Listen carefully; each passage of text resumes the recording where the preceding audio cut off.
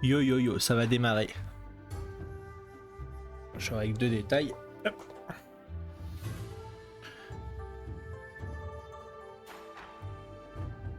Et salut Kliwan. J'espère que je le dis bien.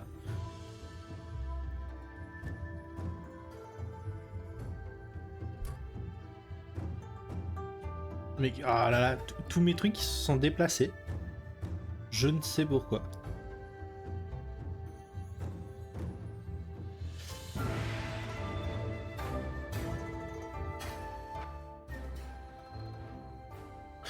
Alors, comment vous allez tout le monde? Et merci Jobabs pour ton lurk. Merci beaucoup. Et merci pour les bits Zelda. Comment est-ce que vous allez? Est-ce que vous êtes prêts pour 100% otaku? Est-ce que vous avez passé une bonne journée aussi?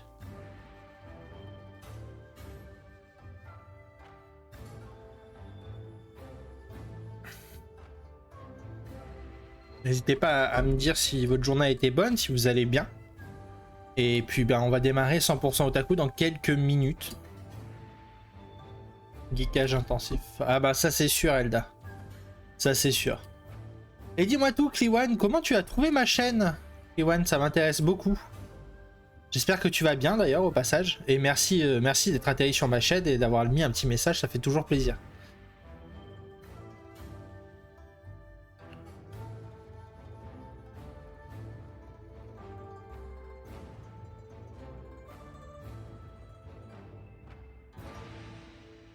Bah ça va très bien, merci Kliwan.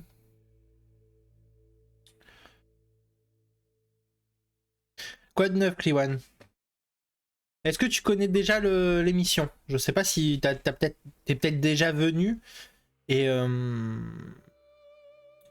t'as pas encore parlé, c'était peut-être la première fois. Et yo mon pyro, comment tu vas? T'as la forme? J'espère que tu vas bien mon pyro.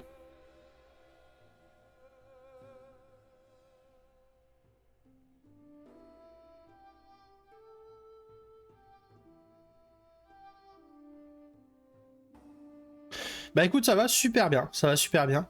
Ça va être une belle émission, je pense. Il va être très très intéressant. Justement, j'essaye de me souvenir comment. Mémoire de poisson rouge, j'ai oublié. Yeah, c'est la première fois que je parle, par contre, je connais pas énormément. D'accord, bah écoute,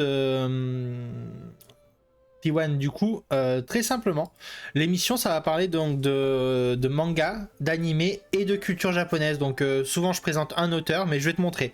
Là on va démarrer de toute façon, vu qu'il commence à y avoir un petit peu de monde, on démarre. Hop, voilà comment ça se présente donc T1. On commence donc par toute la partie animation. Donc je vous présente 3 animés. Cette semaine, d'habitude, je vous présente toujours des animés que j'ai pu regarder intégralement. Là, cette semaine, j'ai fait un petit peu différemment. J'ai fait 3 animés qui sont sortis très récemment et que je vais pouvoir vous présenter avant même qu'il y ait de nouveaux épisodes. Donc ce sera une critique qui sera pas complète vu que je n'ai pas l'œuvre en entier. Mais voilà. Après, je présente 3 sorties de cette semaine. Donc ça peut être des sorties, ça peut être la sortie de l'épisode 3 d'un animé qui est cette semaine. J'en présente toujours que 3, quoi qu'il arrive. Après, on passe sur la partie manga. Donc c'est 3 mangas que j'ai lus durant la semaine, que je vous présente. Et après, je vous présente 3 nouveautés. Donc c'est forcément des nouveautés, ce ne sera pas des suites de mangas. Donc ce ne sera pas le tome 5 ou le tome 10 qui va sortir. C'est vraiment les nouveautés. Donc ce sera le premier tome, un one-shot, quelque chose comme ça, ou une réédition éventuellement. Mais voilà, c'est toujours ça dans la partie manga, pour la fin. Et après, il y a la culture. Et salut mon Kiku, j'espère que tu vas bien. Donc dans la culture, maintenant, c'est un nouveau format où je vous présente d'abord, donc...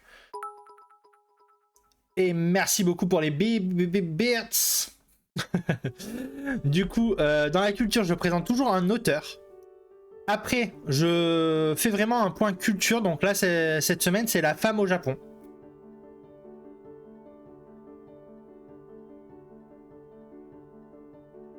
Ah bah ouais, bah... RIP Arsenal, hein. Et du coup, bon, cette semaine, c'est toujours le débat, mais justement, je voulais vous en parler. À partir de la semaine prochaine, on sera sur de la culture J. Du coup, qu'est-ce que c'est que la culture J? Donc, dans la culture J, en fait, je vous présenterai toujours En fait, le débat, si vous préférez, je ne suis pas du tout convaincu de ça dans l'émission. Je pensais que c'était une bonne idée. Et puis je me rends compte que le débat, en fait, c'est pas ultra intéressant pour l'émission, même pour vous. En règle générale, je pense que c'est pas ultra intéressant. Du coup, on part sur la culture J. Et du coup, qu'est-ce qu'il va y avoir dans cette culture? Donc, je vais pouvoir parler soit de jeux vidéo qui sont sortis peut-être éventuellement au Japon ou qui ont un certain succès au Japon. Je peux parler d'un roman, d'un film, d'un groupe de J-pop ou quelque chose comme ça. Donc ce sera vraiment un truc un petit peu décalé. Plus sur la partie divertissement au Japon, quoi. Donc voilà, qu'est-ce que ce sera la culture J. Et après, bien sûr, le rétro pour finir l'émission. Voilà, Clee-One, comment se présente l'émission. Après, je ne fais pas que ça sur la chaîne, je fais aussi du gaming, je fais des interviews. Et là, prochainement, on va carrément aller en convention, donc vous pourrez voir les conventions de l'intérieur. Bien sûr, ça dépendra de la connexion qu'on a, on essaiera de faire au mieux. Bien sûr, si la connexion ne permet pas de pouvoir faire des lives, on ne pourra pas vous faire de live. Il faudra aller sur YouTube, donc retrouver un peu nos aventures. Parce que dans tous les cas, on va tourner, quoi qu'il arrive. J'aimerais que ce soit sur Twitch. Si c'est pas possible sur Twitch, ben on fera autrement. Et voilà. Donc est-ce que tout le monde est prêt pour débuter l'émission?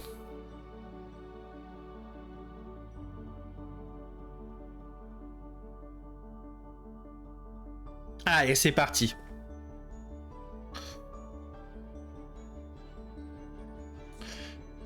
Du coup, Shangri-La Frontière. Déjà, pendant que je vous lis tout, n'hésitez pas à me dire si vous l'avez déjà vu. Oh d'accord, j'adore, merci beaucoup pour la présentation. Je vais essayer de me poser sur toute l'émission d'aujourd'hui, du coup. Je suis généralement un viewer de l'ombre. Ah bah, il n'y a pas de problème, Clee-One, t'as le droit de rester dans l'ombre. Moi, mon but, c'est surtout de partager ma passion de la culture japonaise et les connaissances que je pourrais éventuellement avoir en animé, en manga. Et du coup, si je peux vous faire découvrir 2-3 petits trucs, ben c'est toujours un plaisir que vous participiez au chat ou non, il n'y a pas d'obligation bien sûr. Déjà, ça me fait très plaisir en tout cas que tu sois là. Et puis ben j'espère que tu vas passer un bon moment, Clee-One. Du coup, Shangri-La Frontière, donc n'hésitez pas dans le chat à me dire si vous l'avez déjà vu, qu'est-ce que vous en pensez. Et moi, je vais vous faire ma petite critique. Du coup, c'est fait par Katarina et Fuji Ryosuke. C'est un shonen en 25 épisodes. Des studios C2C. C2C, si vous voulez. Sur Crunchyroll. Donc, marre des jeux pourris, on va sur le GOAT. Donc, pourquoi cette petite réflexion? Parce qu'en fait, si vous préférez, on va suivre donc l'histoire de notre héros, qui est à la tête de pigeon, là. Et en fait, lui, son kiff avec en fait tous les jeux, maintenant, c'est des VR, si vous préférez. Et lui, son kiff, en fait, c'est de faire les pires bouses du jeu vidéo et réussir à les finir malgré tous leurs bugs, etc. Puis un jour, il va chez un marchand de jeux vidéo et il lui dit, bah écoute, est-ce que t'aurais pas encore une grosse bouse, mais encore mieux que la dernière, même si ça me paraît compliqué et tout. Et elle va lui dire, bah écoute, est-ce que ça te dirait pas de plutôt essayer un GOAT pour changer, un vrai gros jeu qui marche bien. Et souvent, ceux qui jouent à des jeux pourris finissent par justement encore plus apprécier ce genre de jeu. Et du coup, l'aventure de Shangri-La Frontière, ça démarre comme ça. Donc il va se rendre compte forcément dans les premiers épisodes, vous allez voir très vite, hein, que au final c'est assez cool de jouer dans un jeu qui n'est pas bourré de bugs. Et forcément il a un avantage parce que il a l'habitude de jouer à des jeux pourris. Mais ça le rend pas invulnérable comme ce qu'on a souvent l'habitude dans ce genre d'animé. Du coup, moi, mon avis perso là-dessus, je l'ai trouvé assez bien. Il est très bien pensé. L'animation est vraiment très très propre. J'ai beaucoup aimé. On sent qu'il va y avoir une petite histoire d'amour en fond, donc ça rajoute quand même un petit truc en plus. Le héros, comme je vous ai dit, il n'est pas overcheaté. Ça me plaît parce que j'en ai marre des héros qui toujours, en fait, arrivent toujours à s'en sortir quoi qu'il arrive. Là, c'est pas le cas. Donc c'est très très cool. Donc voilà, j'ai hâte de voir un petit peu l'évolution. Ça m'a même donné envie de lire le manga, car je n'ai pas encore lu le manga. Je l'avais vu à la Japan Expo de cette année. Enfin, de cette année. Et enfin, de l'été. Et j'étais curieux, mais je me disais, c'est quoi ce design avec une tête de poulet, là? Enfin, c'est un peu bizarre, quoi. Et au final, tu vois, j'aurais dû éventuellement l'acheter parce que c'est une très belle découverte en tout cas en anime. Donc j'attends de voir la suite. Et j'espère en tout cas que ce sera très très bon. Est-ce qu'il y en a parmi vous qui l'ont vu, cet animé? Et coucou Valou, j'espère que tu vas bien. Et coucou Elda. Et coucou tout le monde, tous ceux qui sont là. Je le suis activement. Ah, trop cool Pyro, t'en as pensé quoi pour l'instant?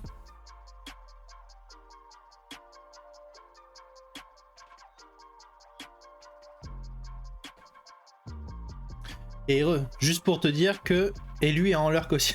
Yes, Joe, pas de problème, ça marche. Tu lui feras des gros bisous à Elu. Et merci beaucoup pour l'info. Passez une belle après-midi et merci beaucoup pour les lurks, Joe et Elu. Pour l'instant, j'aime bien. Yes. Bon bah c'est super, t'as une bonne impression en tout cas, Pyro.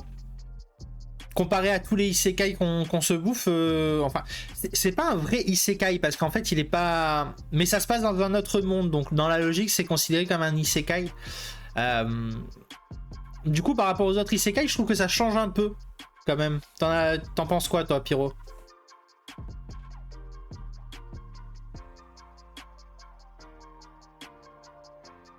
Là, je sais que par exemple, vous voyez sur les carnets de l'apothicaire, je sais qu'il y aura Elda qui va participer, à mon avis.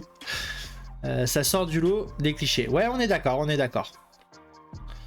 Bah écoutez, on va certainement enchaîner, avec la suite parce que je pense que du coup, il y en a pas beaucoup qui l'ont vu, donc n'hésitez pas à aller le voir et dès que vous l'avez vu, n'hésitez même au cas où rejoignez le Discord d'ailleurs même. Et dès que vous l'avez vu, n'hésitez pas même à m'envoyer un message perso. Moi, j'aime bien avoir un peu vos retours. Donc, ça fait toujours plaisir si je vous ai fait découvrir l'animé. Bon, même si pour le coup, il est mis très en avant sur les plateformes concernées. Enfin, sur Crunchyroll. Et du coup, ça m'étonnerait que vous soyez passé à côté. Vous avez au moins vu le visuel. Mais du coup, moi, je vous le conseille en tout cas. Bon, on va passer à la suite. Du coup... Berserk of Gluttony. Donc Berserk of Gluttony, déjà je précise, c'est tiré d'une light novel, d'ailleurs que notre ami le grand Lelouch aime beaucoup. Et apparemment l'animé n'est clairement pas au niveau, mais on va en parler, Donc c'est fait par Ichiki Ichika et Fame. C'est un shonen encore une fois. On n'a pas le nombre d'épisodes définitif. Je n'ai pas réussi à trouver le nombre d'épisodes de façon officielle qu'il va y avoir sur l'animé. Je suppose que ce sera certainement... Pour moi, ça mérite pas plus de 13 tomes. 13 épisodes pour l'instant. Un premier jet pour voir un peu ce que ça donne et après ils verront. Donc par les studios ACGT. Donc c'est sur Crunchyroll. Et si notre fin ne cessait de grandir. Donc je m'explique. Notre héros, en fait, c'est quelqu'un qui est né avec un pouvoir un peu minable. En fait, même il n'a quasiment pas de pouvoir. Et du coup, il bosse pour une famille noble qui le traite un peu comme une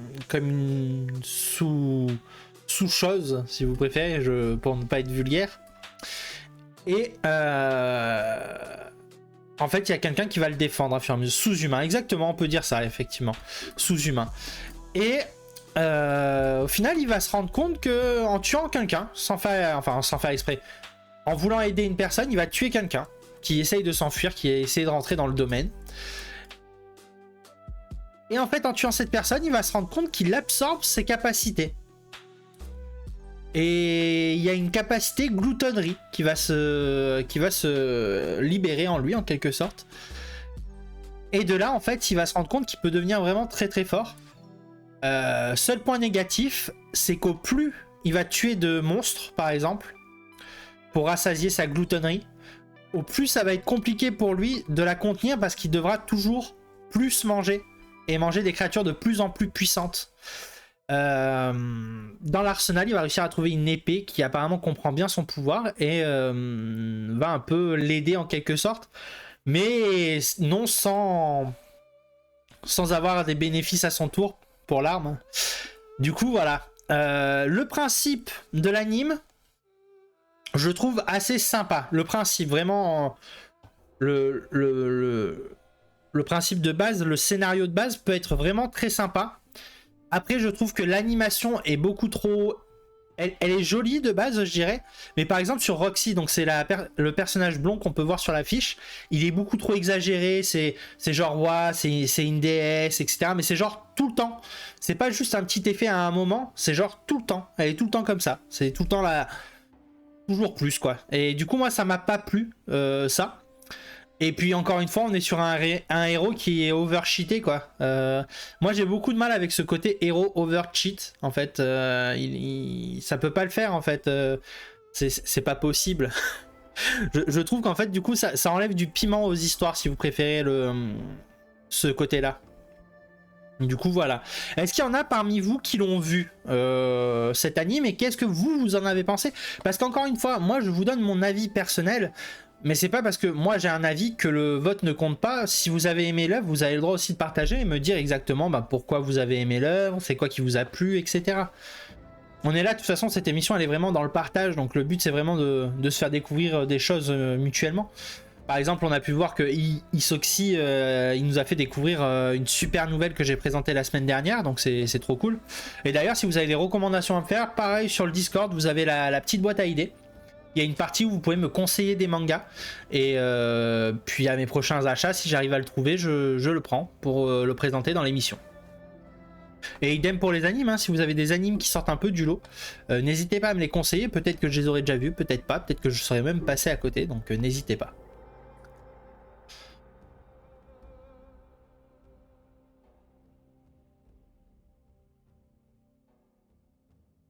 En tout cas, voilà, il y avait de grosses attentes parce que je sais que la light novel cartonne de Berserk of Buitoni.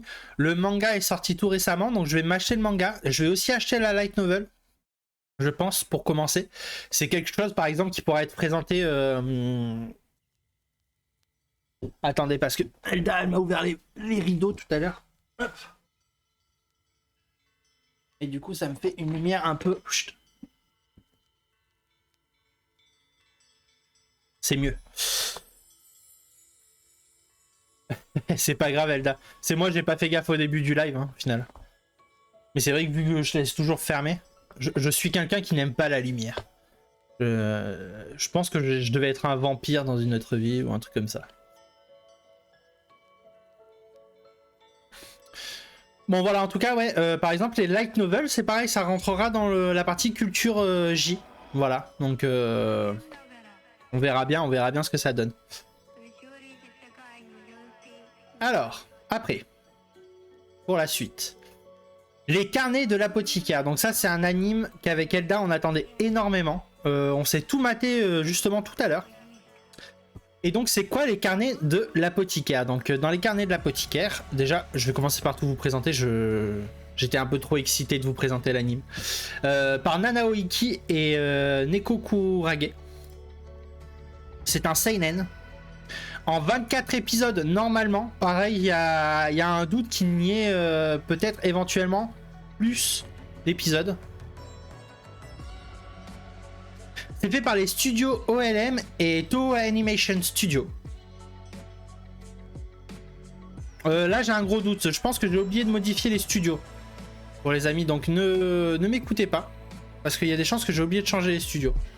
Je le modifierai sur la vidéo YouTube. Je mettrai un petit sticker au montage. Donc, kidnappée, réduite en esclavage, puis goûteuse de la favorite de l'empereur. Donc en fait, on va suivre l'histoire d'une jeune apothicaire qui aide son père, en fait, si vous préférez, dans le quartier des plaisirs, en Chine. Et en fait, en allant dans un bordel, en quelque sorte, déposer des médicaments, elle va repartir, elle doit aller justement chez l'empereur pour emmener certaines herbes, etc. Et elle va être enlevée et vendue justement pour servir dans le palais impérial. Et en fait, du coup, elle va faire le nettoyage du linge et tout. Et il y a un mystère qui va se faire durant son séjour avec les enfants justement de l'empereur. C'est les bons studios. Ah bon, bah alors je me suis pas trompé, super. Et c'est bien sur Crunchyroll. Bon bah ça va alors. Du coup j'avais un doute parce qu'il me semblait que la semaine dernière j'ai présenté un animé qui avait exactement les mêmes studios. Du coup j'étais surpris. Mais du coup pas de panique, tout va bien. Du coup, voilà, elle va faire un peu le linge et en fait, il y a les enfants de l'empereur, donc qui sont apparemment très malades. Et elle, en fait, elle va découvrir pourquoi ils sont tombés malades. Et du coup, elle va avertir l'une des favorites qui n'a pas accès au médecin parce que la deuxième favorite qui a eu un enfant a eu un garçon, donc forcément, on favorise le garçon. De là. Elle va laisser juste un petit message. Seulement, c'est que dans les gens de son rang et dans le même quartier, c'est la seule à savoir lire et écrire. Du coup, elle va être très vite découverte. Elle va devenir la goûteuse officielle de la favorite. Mais ce n'est pas seulement une goûteuse en fait, en réalité. Ils l'ont pas pris au service de la favorite uniquement pour ça. Mais plutôt pour résoudre un petit peu plein de mystères au niveau justement de poison ou de diverses choses. Et du coup, en fait, si vous préférez, elle va un peu résoudre plein de petits mystères dans le palais impérial. Elle va résoudre plein de petites manigances en quelque sorte. Et du coup, j'ai trouvé ça assez cool. L'animation est vraiment très très propre. Donc il y a 3 épisodes qui sont sortis directement hier soir à 20h30 si je me trompe pas. Et du coup, on a tout regardé ce matin et j'ai vraiment bien aimé. C'est quelque chose d'assez léger que vous pouvez regarder juste posé. C'est pas un truc avec 4 tonnes d'action, donc vous attendez pas à quelque chose qui tabasse. C'est pas un shonen à la Naruto ou même à la Bleach ou quoi que ce soit. C'est vraiment un seinen où vous allez rester posé. C'est pas un seinen à la Berserk par exemple. C'est un seinen où vous allez rester posé et en fait vous êtes dans un truc d'enquête hein. Clairement c'est un policier quoi le truc, donc c'est très très plaisant. Puis il y a un petit peu des petits moments kawaii qui apportent un petit peu de légèreté au scénario et c'est très très intéressant, j'ai beaucoup aimé. Ça change un peu de tout ce qu'on a l'habitude en ce moment et je pense qu'il va être très très bien même sur la durée. Elda qui a lu tous les mangas, qui a lu une grosse partie des mangas, voilà, comme elle dit, c'est très fidèle au manga, donc ça c'est aussi un très bon point. Ils ont bien respecté le design du manga, etc. Donc c'est très très cool. Ils ont bien suivi le scénario. Bon après toujours pareil, hein, ils vont rajouter 2-3 petites scènes, mais c'est très très proche. Après voilà, c'est à la base encore une fois comme Berserk of Gluttony, c'est une light novel. Donc voilà, à voir dans la continuité, bien sûr, dans la suite, je veux dire. Mais je pense qu'il a un énorme potentiel. Désolé. Donc voilà pour les carnets de l'apothicaire. Du coup, t'en as pensé quoi, toi, Pyro? Est-ce que tu as aimé?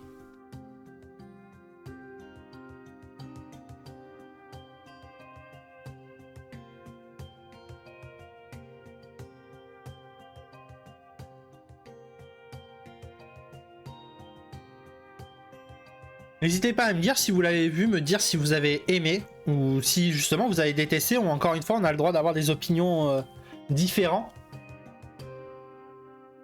Moi j'aime bien, mais j'aime déjà le manga. Ouais, c'est vrai que de base t'es déjà très très fan du manga. Il faut savoir que Elda s'est mis au manga il n'y a pas si longtemps que ça. Donc on cherche... Jusqu'à maintenant on cherchait un peu ce qui lui plaisait. Donc elle aime bien quand même les trucs un peu kawaii. Bah, dès que ça parle de chat par exemple, elle va kiffer. Et puis du coup elle a l'air de bien aimer ce genre de petits trucs un peu policiers qui... Parce qu'en fait tu rentres dans l'enquête avec elle, donc tu as tes propres suppositions, etc. Donc je pense qu'elle aime bien aussi. Pour les 3 premiers épisodes, j'ai plutôt bien aimé. Yes, donc t'as prévu de le continuer, Pyro, si je comprends bien. Et ensuite il y a Food War. Ouais, voilà. Bah les mangas de nourriture en règle générale, t'aimes bien aussi.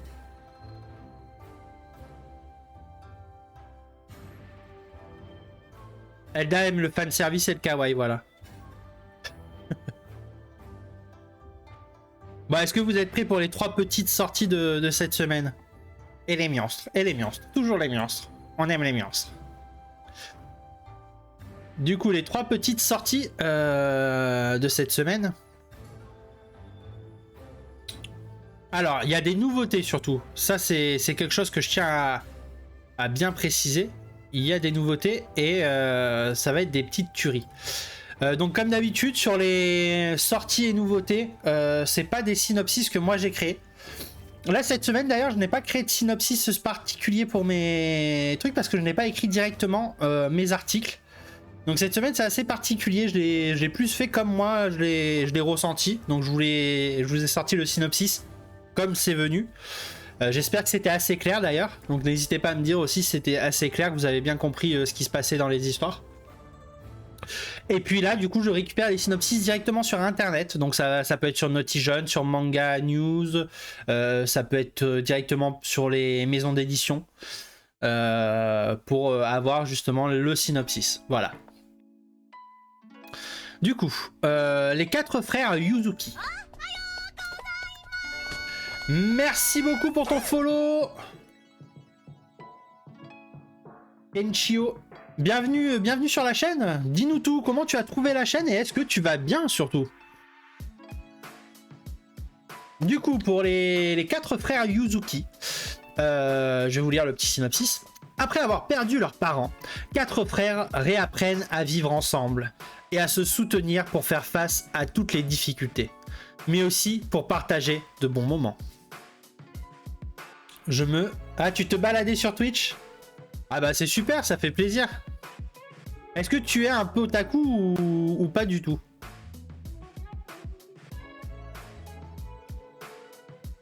En tout cas, bienvenue à toi et ça va très très bien pour moi en tout cas.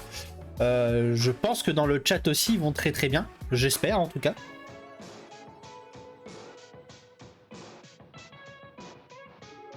Ah, t'as un gros otaku?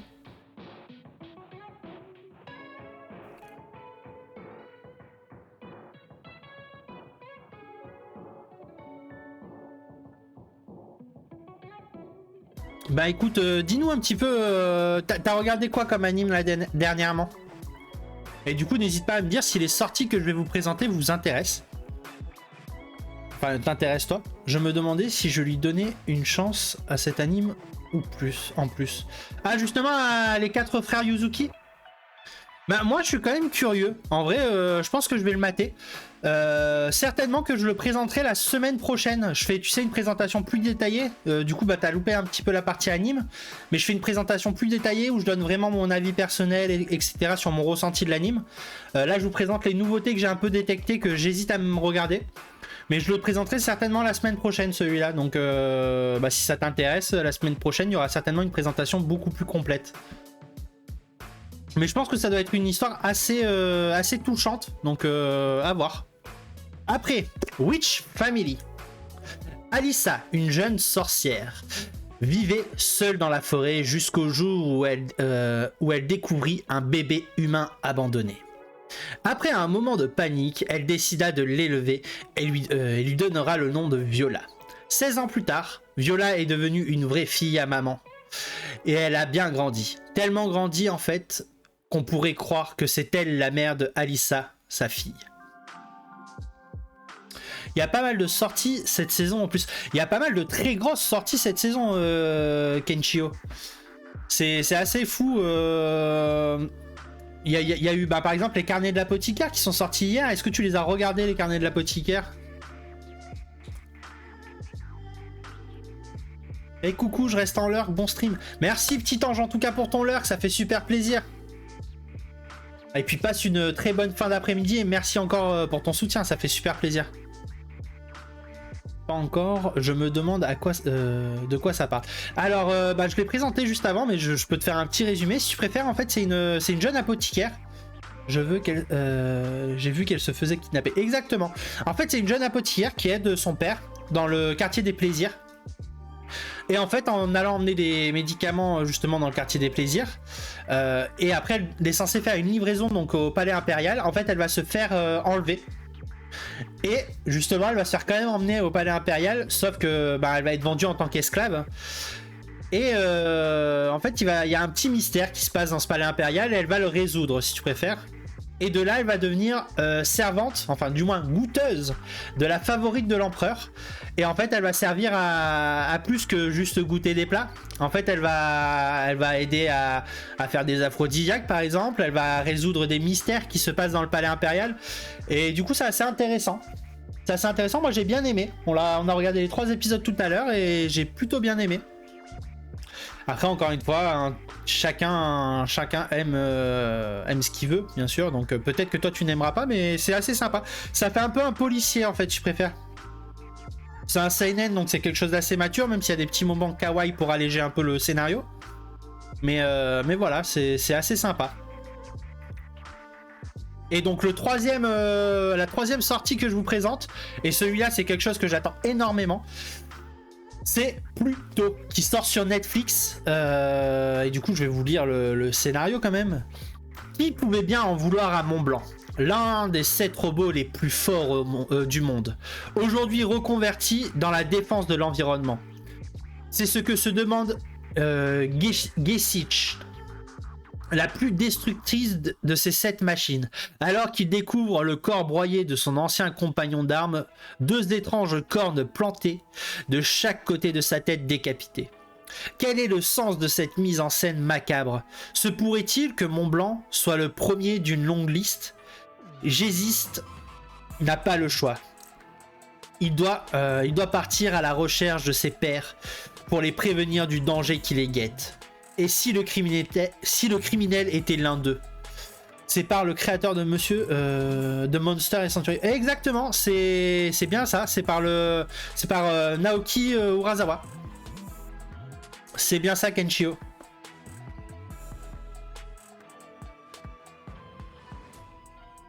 Du coup, il faut s'attendre quand même à quelque chose d'assez costaud, quoi. Va falloir avoir le cœur bien accroché, je pense.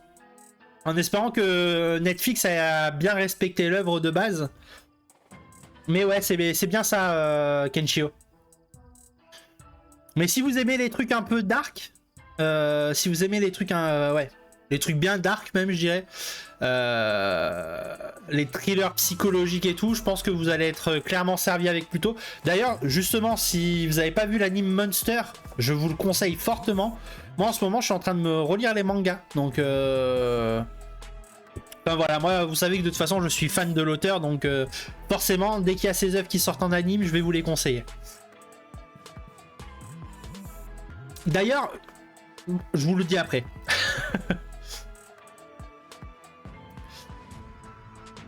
Du coup voilà pour la partie animée. On va passer sur la partie manga. Est-ce que tu lis du manga, Kenshio? Ou même tous ceux qui sont dans le chat, est-ce que vous lisez du manga ou est-ce que vous regardez exclusivement que de l'animé?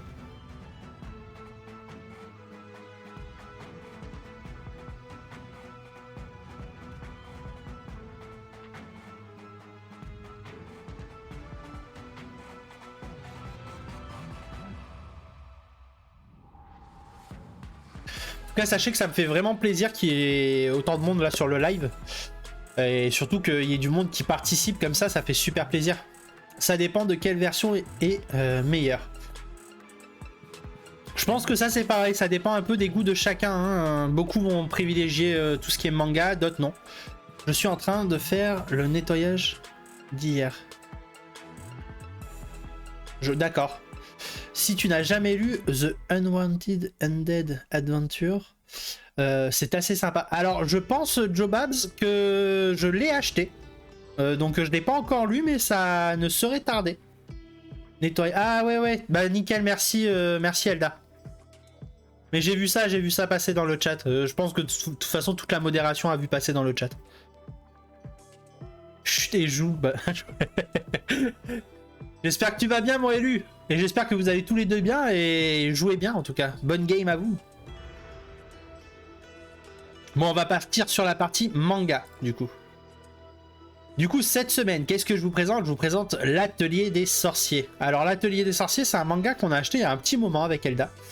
Et tranquille, toujours là pour toi. Bah ouais, ça fait super plaisir, hein. Ça me fait vraiment chaud au cœur, hein. Vous imaginez même pas à quel point ça me touche d'avoir autant de monde et que vous soyez toujours là tout le temps. Ça me fait super plaisir, que ce soit Pyro, Joe, ça me fait super plaisir. Hier j'ai dit à Elda, mais c'est trop bien qu'il soit là et tout, j'étais super content. Mais même Pyro et Dance Farm, là je vois qui est là en l'heure, que ça fait trop plaisir. Il y a Petit Ange qui est venu, Kenshio qui vient d'arriver sur la chaîne, c'est trop cool. Bon, enfin bref, je continue l'émission. Donc l'Atelier des Sorciers, c'est écrit par Shirahama Kamome. C'est un seinen en 11 tomes pour l'instant. Il y a 11 tomes en France et il me semble qu'on est à 12 tomes au Japon. C'est aux éditions Pika, une édition que j'aime énormément. Yes, pas de problème mon Eden. Merci d'être là, ça me fait super plaisir, merci Eden. Et donc il y a un animé qui est prévu. On n'a pas de date officielle, etc. Mais il y a un animé qui est en cours de création. Donc il aura un animé. Et si en fin de compte, il suffisait de dessiner pour devenir sorcier? Donc je vous raconte l'histoire. Donc c'est une petite fille qui rêve depuis son plus jeune âge de devenir sorcière. Un jour, invitée à une fête dans la capitale avec sa mère, elle rencontre un homme qui lui vend un livre avec une baguette, mais en fait c'est juste une plume. Et en lui disant que c'est magique, ça lui permettra de faire de la magie, etc. Parce que la magie est partout, en chacun de nous, etc. Sauf que en fait, des années plus tard, elle ne sait toujours pas faire de magie. Mais son rêve n'est pas parti pour autant, même si elle se dit que de toute façon, elle n'a pas les conditions pour être magicienne. Et un jour, donc, il y a un carrosse volant qui arrive dans sa cité et qui va dans la boutique de sa mère. Et là, il y a un jeune homme qui va lui demander, un bout de tissu. Et à ce moment-là, en fait, il y a le carrosse qui va tomber. Sauf qu'il n'y a qu'un magicien qui peut le réparer. Et il va s'avérer que ce garçon, justement, est un magicien. Il va demander l'aide de notre héroïne, qui va être beaucoup trop curieuse et qui va aller voir comment il fait de la magie. Alors qu'elle était censée garder la porte. Et de là, en fait, elle va voir qu'il suffit juste de décider pour faire de la magie. Le soir venu, tout le monde est parti. Elle décide de tenter de faire les dessins qui sont dans son petit calepin qu'elle a acheté étant petite. Et de là, elle va faire de la magie. Sauf qu'elle va vouloir le faire toujours de mieux en mieux. Enfin, elle va essayer de comprendre comment ça fonctionne. Elle va faire plusieurs dessins différents. Et là, catastrophe. Elle va enfermer sa mère dans de la glace. Et seul un magicien est capable de la libérer. Sauf qu'elle, elle ne se rappelle même plus de quel dessin elle a utilisé. Et son livre a été détruit. Et de là, du coup, le magicien va l'emporter avec elle. En disant, maintenant, ce sera une sorcière. Et voilà. Voilà pour le synopsis. J'ai trouvé ça ultra intéressant. Rien que le début, les dessins sont magnifiques. Vraiment, les dessins sont d'une beauté. C'est incroyable. J'ai vraiment beaucoup aimé. Le scénario, clairement, on sent qu'il va envoyer du très très lourd. Donc bon, sans surprise, parce que je pense que tout le monde en a entendu parler quand même de ce manga. Sans surprise, ça va être une bombe, je pense. Du coup, je vous le conseille si vous l'avez pas encore lu. C'est aux éditions Pika, c'est une très belle édition. Vraiment, c'est vraiment top. Voilà. J'ai beaucoup aimé, en tout cas. Est-ce qu'il y en a parmi vous qui l'ont lu? N'hésitez pas à me dire si vous l'avez lu, si vous avez aimé. Peut-être que vous n'avez pas aimé, vous. En tout cas, moi, j'ai beaucoup aimé.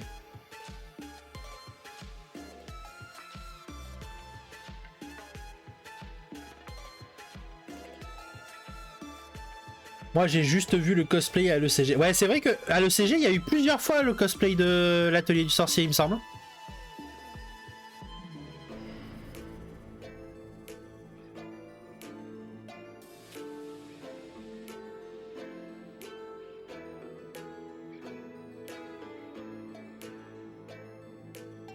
Tu l'as pas vu encore? Bah, je te le conseille en tout cas. Je te le conseille très fortement. D'ailleurs, du coup, moi, comme vous savez, je suis un vieux et j'aime le papier. Mais pour ceux que ça peut intéresser, je sais que y a des plateformes qui proposent des mangas. Donc, je sais pas s'ils proposent l'atelier du sorcier. Je vais aller leur demander s'il n'y a pas moyen de faire un partenariat avec eux. J'aimerais beaucoup faire un partenariat avec manga.io. Justement pour éventuellement vous faire perdre 1 euro sur l'abonnement par exemple. Ce serait cool. Au moins quelques centimes, que vous ayez certains avantages. Je vais voir ce que je peux faire, je vous promets rien, je vais aller les contacter, en tout cas vous le savez. Mais je sais que du coup, ça vous permettrait, par exemple, je sais qu'il y a un abonnement à moins de 7 euros par mois qui vous permet d'accéder à tout leur catalogue. Et je sais que par exemple il y a Onera dans leur catalogue, pour vous donner un exemple, et plein d'autres choses. Donc si je peux vous y faire accéder, vous le saurez dans les prochaines semaines. En tout cas j'aimerais beaucoup. Et puis ils sont totalement en adéquation avec la chaîne. Donc comme je vous ai dit, j'ai commencé à regarder hier un petit peu comment ça fonctionnait. Il y a Regal Afterlife. Alors c'est une très bonne question, j'ai pas regardé. J'ai pas regardé, je regarderai ça. Mais c'est fort possible, c'est fort possible. Il regroupe énormément d'œuvres justement d'auteurs français aussi sur Manga.io. Donc c'est fort possible. Il y a Berserk of Gluttony d'ailleurs aussi. Donc il y a pas mal de choses, donc c'est assez intéressant. Voilà. Bon, passons à la suite les amis. Alors, est-ce que vous êtes prêts pour la suite? Du coup, il y a Today, oh, je vais y arriver. Today's Burger, les amis. Du coup, c'est quoi Today's Burger? Donc, Today's Burger. Attendez, désolé. Hop. Today's Burger, donc c'est un anime qui a été écrit par Umetaro Saitani et Rei Anagata. C'est un seinen en 2 tomes pour le moment. C'est aux éditions Soleil. Il n'y a pas d'animé de prévu, mais c'est pas exclu qu'il y ait un animé au vu de ce que j'ai lu. En fait, du coup, je réponds juste vite fait à Elda. Cool Books, c'est la maison d'édition de Regal Afterlife, mais c'est pas pour autant. En fait, si Manga.io paye des droits, par exemple, à Cool Books pour avoir le droit d'exploiter leur licence, il n'y a pas de problème, hein, normalement. Ou alors s'ils reversent à tous ceux qui, par rapport aux lectures, etc. Je sais pas trop comment ça se passe, mais les droits sont conservés par Cool Books parce que c'est l'éditeur, si je préfère. Mais Manga.io a le droit de l'utiliser en dématérialisé avec des accords, bien sûr. L'hamburger a la particularité d'être unique à chaque pays. Ouais, par exemple, une petite commission, c'est possible. On pourra demander à Cool Books d'ailleurs, parce qu'il me semble qu'il y a Regal Afterlife hein, sur le truc. J'irai voir, mais on pourra leur demander comment ça fonctionne. En soi, ça pourrait être très intéressant de savoir.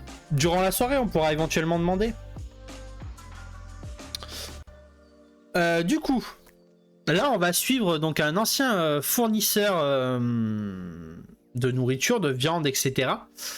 Qui, en ayant voyagé un peu partout dans le monde, en étant l'un des meilleurs fournisseurs du monde, bah lui, ce qu'il veut en fait, c'est ouvrir un petit resto de burgers en fait, et offrir le burger que chacun veut en fait. Je dis beaucoup en fait. Donc le burger que chacun veut. Et ce qui va faire la différence dans tout ça, c'est qu'il sait parfaitement toutes les recettes de burger. En fait, il suffit qu'on lui dise ce que tu veux, d'où tu viens, etc. C'est quel goût qu'il a fait. Il va réussir à retrouver le burger qui serait parfait pour toi. Mais c'est un vrai passionné de cuisine. Et un jour, si vous préférez, il y a un baseball professionnel qui va goûter son burger dans un resto ultra chic, parce que lui, il est encore en train de se former, si vous préférez, avec un grand chef. Et à la base, il fait pas de burger, et l'autre, il lui dit, ben écoutez, qu'est-ce que tu me proposes pour le plat de résistance et tout? Et il lui fait faire un burger à un petit jeune, quoi. Et l'autre, il est genre outré, genre en mode, oh, mais jamais de la vie, je vais manger ça, tu me respectes pas, patati patata. Il lui fait, bah écoute, si tu n'aimes pas son burger, tu ne payeras pas l'addition. Il finit par manger le burger, et là, c'est le burger le plus incroyable qu'il a jamais mangé de sa vie, etc. Et sauf que, par exemple, il a son ami baseballeur, qui vient de l'étranger, qui veut manger un burger. Sauf qu'à la base, c'est un cubain. Et il va faire donc un burger cubain, et l'autre, il va être en mode, mais waouh, c'est quoi cette technique? Et à chaque fois, en fait, il va reproduire des burgers que les gens... En fait, ces burgers vont créer une émotion auprès de ces gens. Voilà. De ce que j'ai pu lire, en tout cas, c'est ce qui se passe. Du coup, je l'ai trouvé assez cool. Je m'attendais à quelque chose de très comique. Et en fait, c'est pas du tout comique, en fait. Ça cherche pas spécialement à l'être, en tout cas. Et du coup, j'ai trouvé ça assez intéressant. J'ai été très surpris parce que vu que je m'attendais pas du tout à ça, j'ai été vraiment très surpris. Mais du coup, c'est très très intéressant. Je vais attendre éventuellement de lire un autre tome pour vous conseiller ou non. Mais ça reste une belle découverte à mes yeux.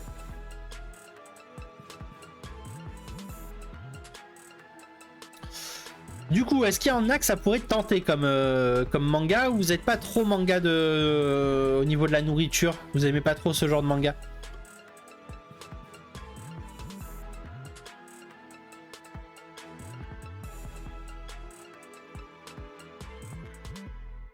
À voir. Ça peut être marrant. Bah, c'est sympa en tout cas, c'est très sympa. Moi j'ai trouvé, c'est léger si vous préférez. Si vous cherchez un peu une œuvre un peu légère, sans trop prise de tête, c'est vraiment top. Après, donc la suivante, bah, comme vous savez, on a reçu l'auteur donc pour nous présenter son tome 2. Là, c'est l'affiche de son tome 1. Donc c'est Rémi Chenu. C'est un manga shonen en 2 tomes. Des éditions Cool Books, le partenaire de la chaîne. Et il n'est pas en animé. Je pense pas qu'il aura d'adaptation animée, mais on n'est jamais à l'abri. Hein. Vous savez, Radiant a été adapté, etc. Il y a des œuvres françaises qui sont adaptées en animé, donc rien n'est écarté. Un univers qui a un potentiel certain. Alors, ce manga a énormément de potentiel. Comme je l'ai dit durant l'interview, il a un talent scénaristique incroyable. Le dessin, pour le début en tout cas, pour le premier tome, j'ai pas été totalement convaincu. Je trouvais qu'il manquait quelque chose. Mais en même temps, on sent qu'il est dans la recherche de son style. Dans le premier tome, vraiment, il est dans la recherche. On sent qu'il y a encore du boulot, il y a encore de la progression possible. Le deuxième tome, c'est beaucoup mieux parce que déjà il est sur un style fixe, il a trouvé ce qu'il voulait faire au niveau de son style graphique, et je pense qu'il y a encore de la progression, mais dès qu'il aura atteint le sommet de ce qu'il veut faire, je pense que ça va être vraiment superbe. Du coup, si vous lisez le premier tome, même si vous accrochez pas au dessin, restez parce que le scénario est vraiment très très bon. Donc de quoi ça parle? Donc déjà, vous êtes dans un univers fantastique.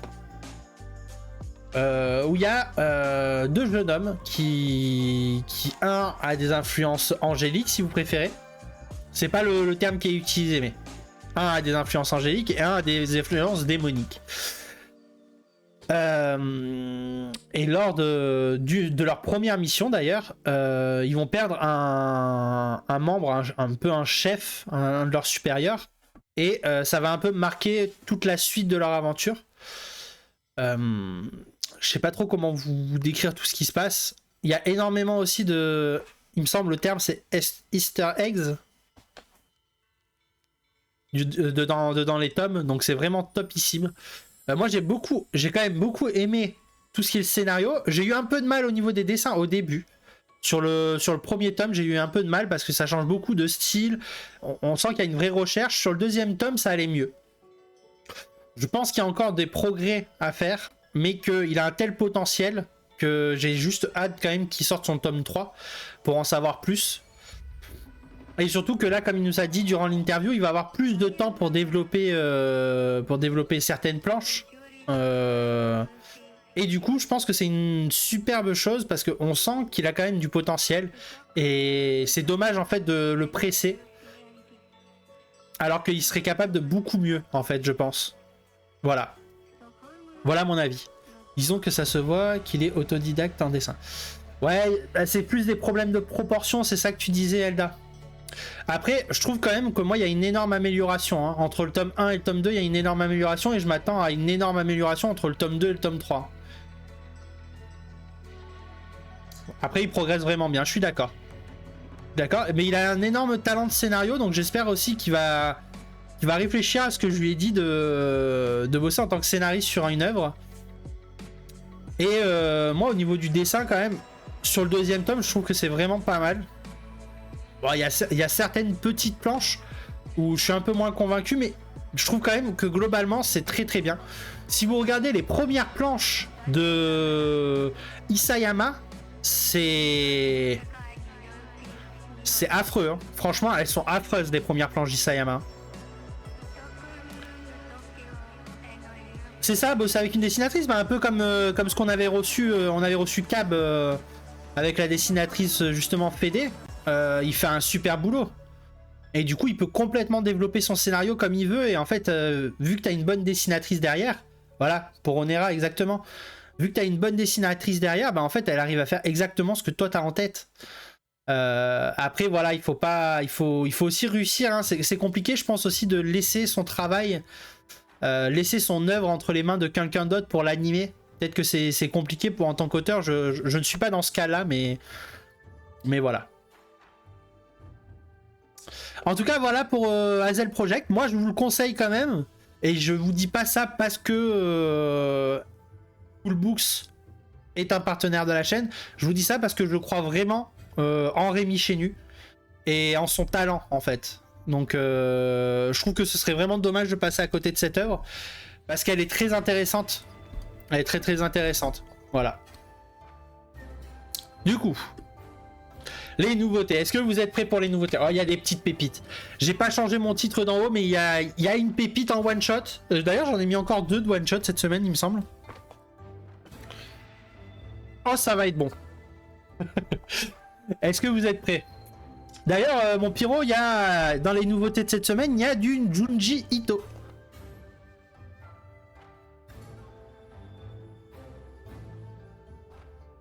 Il y a du Junji Ito.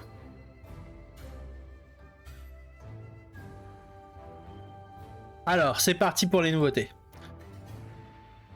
Alors, déjà, on va commencer donc par mes 100 contes mortels. Donc, de quoi parlent mes 100 contes mortels? Comme d'habitude, on va vous lire les petits synopsis parce que je n'ai pas encore lu. Donc, sachez que déjà, juste pour information, les 100 contes mortels, il y a déjà 6 tomes au Japon. Nous, on a le premier qui sortira donc cette semaine. La légende urbaine raconte que si vous lisez les 100 contes, jusqu'au dernier, un esprit vengeur viendra s'abattre sur vous. Aussi, quand Yuma, garçon aux pulsions suicidaires, apprend l'existence de cette tradition, il décide de se plonger chaque soir dans un de ces terribles récits. Mais quelles sont ses véritables intentions? Que vit-il dans son foyer pour avoir de telles envies? Et surtout, survivra-t-il à cette expérience morbide? Voilà, moi je vous le dis franchement, il me tente vraiment beaucoup celui-là.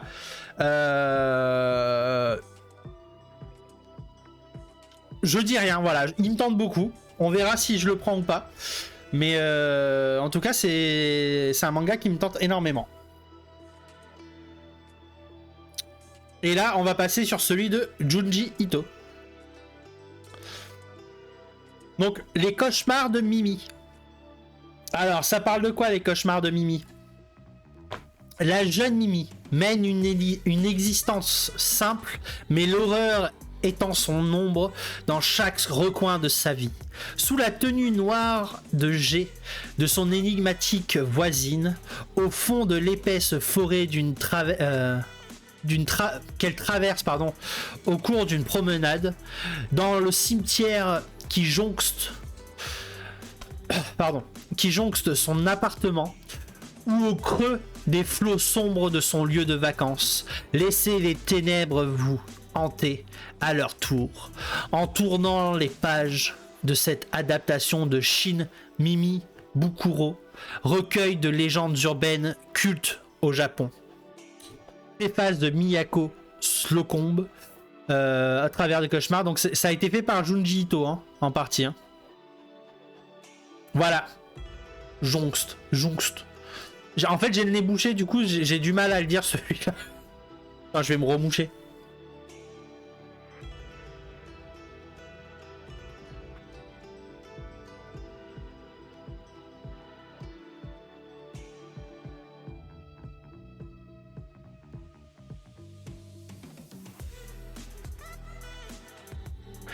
Il y a des sons, quand vous avez le nez bouché, c'est pas facile.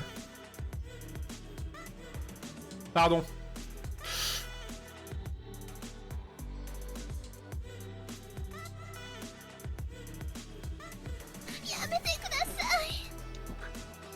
C'est une grande malade, Elda. Donc voilà pour le nouveau manga de Junji Ito qui sort. Chez les éditions Mangetsu. Et du coup, il y a Grigyo et Gato. Donc là, les deux premiers que je vous ai montrés, c'est des seinen. Le dernier, c'est un shonen, mais qui a l'air aussi un petit peu dark. Donc, à voir, à voir. Du coup, je vous lis. Gato est un assassin d'État qui débute dans le métier pour suivre les traces de son père. Cet assassin d'État... ces assassins d'État ont pour but de traquer et tuer les individus jugés comme criminels par le pays. Mais un jour, Gato et un de ses collègues surprenants, leur capitaine, faire un rituel étrange qui conclut à la transformation en monstre de son compagnon d'armes. Notre jeune assassin soumet alors son premier assassinat commet alors son premier assassinat en tuant ce dernier. Sauf que cet acte le laisse au bord de la mort. C'est alors qu'un dieu de la mort surgit et lui propose de conclure un contrat. Devenir immortel, mais à condition d'être son esclave. Gato accepte, animé par une soif de vengeance dévastatrice. Débute alors de nouvelles aventures pleines de découvertes avec de nouveaux compagnons d'armes, pour le moins mortels. Et voilà. Et yo mon Iso, comment tu vas? T'as la forme Iso?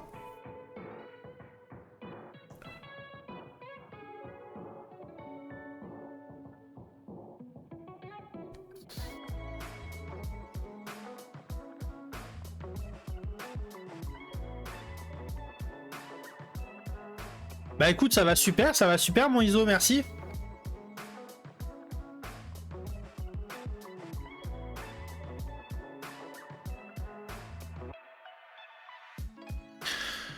Bah du coup, t'arrives pile poil pour la partie culture, mon Iso.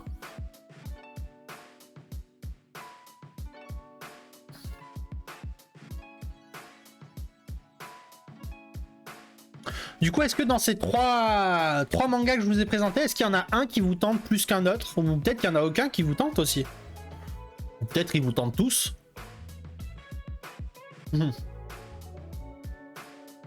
Ah, Mimi. Tu dis Mimi parce que c'est Junji Ito? Pas plus que ça, ouais. Toi, je me doutais que ça allait pas être trop ta cam, Elda. C'est un peu trop sombre pour toi, je pense. Un peu trop dark.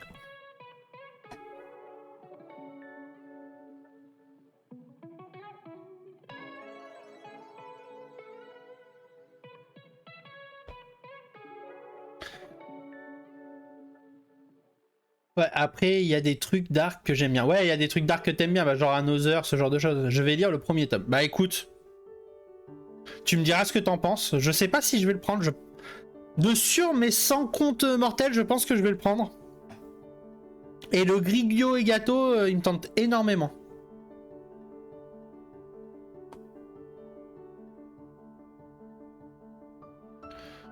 T'aimes rien, Alda, dis-le. Ouais, elle m'aime moi, c'est déjà bien. Bon, j'espère que vous êtes prêts. On va attaquer donc la partie culture. J'ai un tout petit peu... Hop, pam. Et encore. Bon, on va passer sur la partie culture du coup. On va parler de Hajime Isayama. Wow, merci pour les bits. Merci pour les bits, mon élu. Alors, Hajime Isayama. Donc, je vais essayer de faire au mieux, les amis. Hein. Je vais essayer de pas faire de bug au commencement déjà. Bon, vous avez l'habitude maintenant, je vais vous lire ce que j'ai écrit. Et on se retrouve à la fin, je lirai tous vos messages. N'hésitez pas à me dire un petit peu si vous aimez Isayama, si vous aimez ses œuvres. Et puis ben voilà. Et puis surtout à la fin, n'hésitez pas à me dire si vous avez aimé la bio, si vous trouvez qu'il manquait certaines choses, etc. N'hésitez pas. Allez, c'est parti. Hajime Isayama. Né en 1986 à Oyama au Japon. Il commence le dessin à son arrivée au lycée, où il commencera la création d'un one-shot nommé L'attaque des Titans. Il poursuit ses études supérieures à Fukuoka, où il finira son one-shot et commencera à proposer à le proposer aux maisons d'édition. Il commence par le présenter à Shueisha. Mais ces derniers lui demanderont de modifier le scénario pour que son manga colle plus à la ligne éditoriale de la maison d'édition. Seulement, Isayama ne voit pas les choses comme ça et rejette leur proposition. Il se tourne alors vers Kodansha, qui éditeront son pilote et le récompenseront, même en 2006, avec le prix du meilleur travail. Il entrevoit une nouvelle vie. Et décide de tout plaquer pour aller vivre à Tokyo, à seulement 20 ans, pour devenir mangaka. Il aura un petit boulot en premier temps dans un cybercafé. Durant cette période, il écrira 2 œuvres, du nom de Earthbreak et Ors. En plus de son travail d'assistant avec Yuki Sato. Pour ceux qui ne connaissent pas Yuki Sato est le créateur par exemple de Dr. Yokai. En 2009, il a enfin sa chance de briller avec la sortie de la... En 2009, il a enfin sa chance de briller avec la sortie en série de l'Attaque des Titans dans le Busado Shonen Magazine, édité par Kodansha. Le manga rencontrera un succès malgré quelques lacunes de Isayama au niveau des graphiques au début de l'œuvre. Il remportera plusieurs récompenses. Il remportera plusieurs récompenses pour son manga. Elle aura le droit à plusieurs portages tels que animé, live action, jeux vidéo ou encore light novel, sans oublier les séries dérivées telles que Before the Fall, etc. Aujourd'hui, Isayama est très clair sur son avenir. Il ne souhaite plus faire d'autres œuvres et voudrait même changer d'activité en ouvrant son propre onsen. Nous ne pouvons que lui souhaiter bonne chance, mais surtout espérer qu'il change d'avis pour nous offrir une nouvelle œuvre incroyable.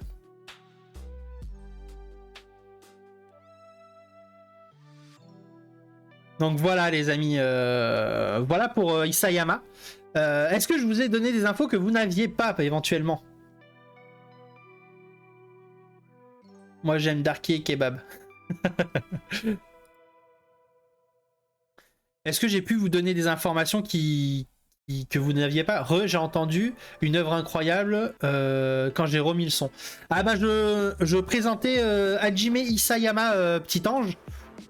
Du coup, je présentais un peu son parcours. Et justement, je disais qu'à la fin de l'Attaque des Titans, il a décidé d'arrêter le manga. Et il veut ouvrir son propre onsen, en fait, au Japon. Il veut avoir une vie plus tranquille, en fait. Je savais pas pour sa fin de carrière. Ouais, il a annoncé officiellement. Il a encore confirmé durant le festival d'Angoulême. Il ne souhaite... C'est le créateur de l'Attaque des Titans. L'idée de faire un onsen après avoir fait du manga. Bah en fait ce qu'il a dit exactement c'est qu'il souhaitait ouvrir un onsen et retrouver une vie plus paisible que la vie d'un mangaka quoi. D'ailleurs j'ai que regardé jusqu'à la saison 3. Ça gaye. Ouais bah écoute, t'as bien aimé ou pas? Moi j'avoue que je préfère largement le manga. Le manga est pour moi largement au-dessus de l'animé. Encore une fois ça n'engage que moi. Ça peut se comprendre. Ouais, ça peut se comprendre, comme tu dis, Iso. Ouais, bah, si t'as l'occasion, moi je te conseille quand même le manga qui est pour moi bien au-dessus de l'animé.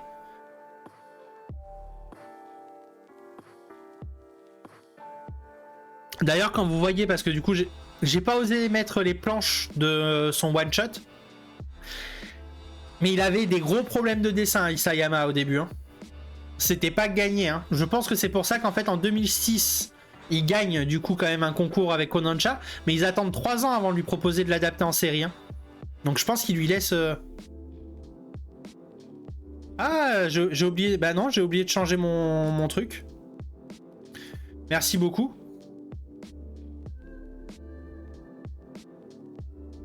Merci beaucoup. J'ai complètement oublié de changer mon titre. D'habitude, je le fais la veille, en fait. Ouais, hier, c'est normal, ouais. Hier, c'est normal, c'était bien la matinale.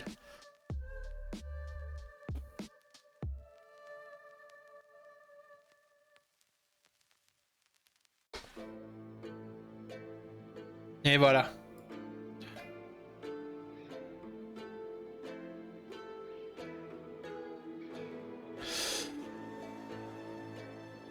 Merci, merci, petit ange, parce qu'il n'y a aucun de mes modos qui l'ont vu.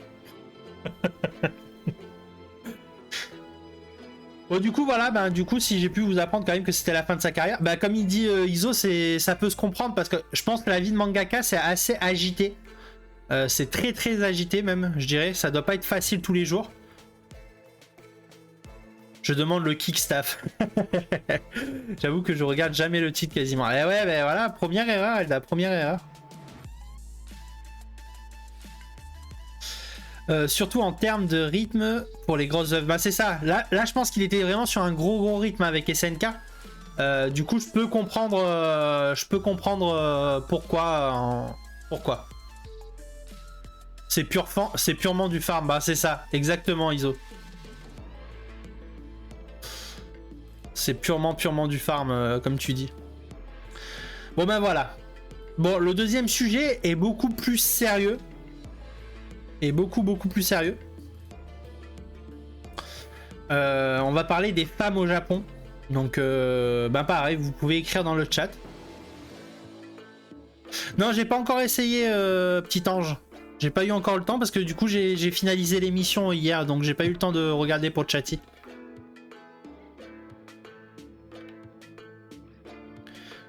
Mais t'inquiète pas que j'irai voir. Hein.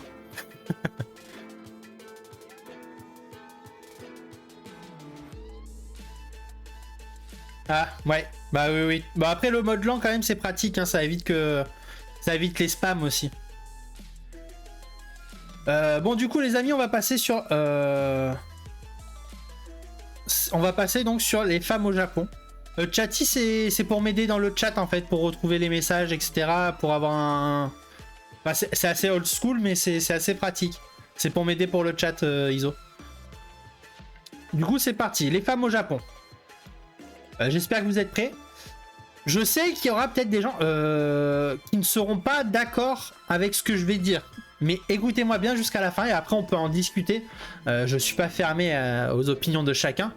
Mais vous inquiétez pas, tout est dans la bienveillance toujours. Hein, donc il n'y aura pas de mauvaises paroles normalement de ma part. J'espère que je ne vexerai personne avec ce que je vais dire durant cette partie-là de l'émission. Et puis ben voilà, continuez à passer un bon moment et n'hésitez pas à mettre des petits messages et je vous lirai de toute façon juste après. Les femmes au Japon. La situation des femmes aujourd'hui au Japon est assez connue par tous, mais a-t-elle toujours été ainsi? Les femmes du Moyen-Âge n'avaient pas un statut aussi peu valorisant au Japon. Elles étaient presque vénérées, étant considérées comme ce qu'il y a de plus divin sur Terre. D'ailleurs, le Japon a eu durant cette période plusieurs impératrices et même des guerrières redoutables. À cette époque, elles ont le droit d'avoir des biens en leur nom, de décider de se marier ou de divorcer, de qui bon lui semble, et même de se faire avorter si cela lui en dit. Je rappelle que là je parle du Moyen-Âge hein, quand même, hein, donc c'est pas quelque chose de courant pour nous autres continentaux, occidentaux quoi. Et du moment qu'elles restent discrètes, il est toléré qu'elles aient des amants. Bien loin de l'image que l'on avait, nous autres, à la même époque. Mais que s'est-il passé pour que leur statut change autant? La fin de l'ère Edo signe un virage pour les femmes, à qui l'on retire tout droit, et sera soumise à l'autorité du chef de famille. L'arrivée des Occidentaux en est-il la cause? Cela reste à confirmer et chacun se fera son avis. Il faudra attendre la fin de la Seconde Guerre mondiale pour que les femmes retrouvent leur droit à l'égalité via les lois, et aussi le droit de vote, qui leur donne un peu plus de poids dans la société. Sont-elles réellement soumises par les hommes dans la société japonaise? En façade, le Japon aime montrer un homme fort, plus fort que la femme. Mais à la maison, n'en doutez pas, c'est bien la femme qui commande. Elle y gère absolument tout et donne argent de poche au chef de famille, qui lui n'a pas d'autre choix que donner l'intégralité de son salaire à sa femme. Dans le secteur professionnel, c'est tout autre. Les femmes souffrent d'inégalités salariales, de statut inférieur, qui est assumé par les entreprises. Elles souffrent régulièrement d'humiliation et bien d'autres choses. Ils sont bien pires, que j'ai pas envie de citer sur Twitch. Elles se donnent donc beaucoup plus corps et âme au travail pour prouver leur valeur, n'ayant plus de temps pour autre chose. C'est d'ailleurs l'une des causes de la baisse de natalité au Japon. Conclusion. Les femmes ont été le cœur du Japon et celles qui lui ont permis de grandir malgré ce que la société reflète. Elles ont gardé un statut important, mais à l'abri des regards, pour faire croire que l'homme domine en toutes circonstances. Il reste malgré tout beaucoup de progrès à faire et malgré tout cela, ne doutez pas que les femmes souffrent d'humiliation constante dans leur travail, mais bien sûr, ce n'est pas le cas partout. Les femmes dans toute société ont une importance capitale, que ce soit par sa vision différente de la situation ou par l'impact qu'elle peut avoir directement sur la société. Oh, j'ai oublié d'envoyer mes photos, hein. J'étais transporté par mon truc. Donc pour vous donner une idée quand même, on parle de... Quand je dis que ça influe, parce que Elda, elle n'était pas trop pour que je mette cette phrase, mais quand je dis que ça influe, par exemple, sur le fait que le taux de natalité descend, je dis pas que c'est de la faute de la femme s'il y a moins d'enfants au Japon. Le fait, c'est que, en fait, elle subit une telle pression par l'homme qu'elle doit forcément se donner encore plus qu'un homme dans les sociétés, et que forcément, elle n'a pas le temps de s'occuper de ça. Se soucier de sa carrière reste plus important que de se soucier de fonder une famille, si vous préférez.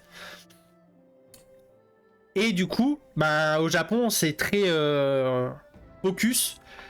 Et puis, ben voilà. J'avais lu Stupeur et tremblement de Amélie Nothomb par rapport au travail des femmes dans une entreprise. Je voulais pas que ce soit mal pris, surtout. Ouais, c'est ça, t'avais peur que ce soit mal pris. Mais voilà, je dis pas que c'est de leur faute. Voilà. Et du coup qu'est-ce qu'elle dit? Parce que c'est pareil, mon beau-père, par exemple, m'a parlé de choses. Oui, au Japon, apparemment, toutes les entreprises maltraitent les femmes, toutes les femmes se font séquestrer, enfin bref. Sachez que ça reste quand même des cas isolés. Toutes les entreprises ne sont pas pareilles. C'est la même chose en France. Vous allez pouvoir avoir un très mauvais vécu dans une entreprise et dans une entreprise du même type avoir un très bon vécu.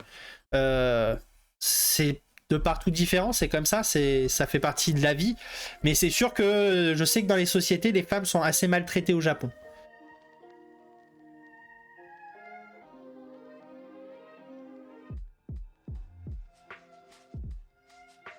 Ouais, ton père n'aime pas beaucoup le Japon. Mais bon, c'est pas, il est loin d'être imbécile, donc c'est toujours quand même intéressant ce qu'il a à dire, Elda.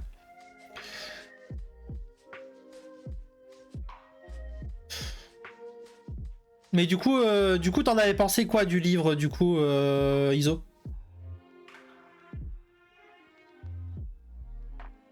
Mais bon, c'est pareil. Sachez qu'on dit que la femme est très réduite, qu'elle n'a pas le droit d'évoluer, etc.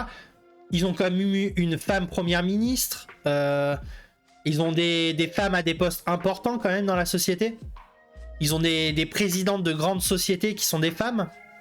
Donc, comme je vous dis, dans certaines sociétés, effectivement, la femme est très maltraitée. Et malheureusement, ces sociétés ne sont pas sanctionnées encore à l'heure actuelle. Mais voilà, c'est pas de partout pareil. Elle n'est pas non plus maltraitée à longueur de journée, la femme. Et puis ben voilà. Mais effectivement, certaines sociétés font des choses moyennement légales.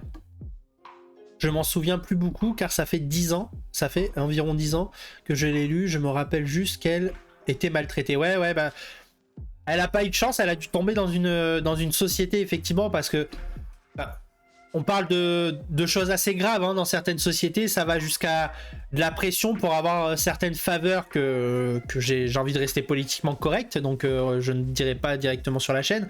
Mais vous avez compris, je pense, le principe, le sous-entendu, pardon. Et du coup, ça, c'est inacceptable. C'est inacceptable et il faudrait que ce soit jamais toléré. Malheureusement, ben, comme dans toute société, comme dans tout pays, il y a des défauts plus gros que d'autres. Mais il y a aussi des avantages. Par exemple, il faut savoir aussi qu'au Japon, une femme qui a par exemple des règles douloureuses a le droit à un arrêt maladie payé, hein, totalement payé. Donc elle a le droit de prendre une semaine durant cette période et elle sera quand même rémunérée par la société. Voilà. Donc il y a quand même des règles qui sont quand même bien adaptées aussi. Hein. Donc il n'y a pas tout à jeter. Voilà.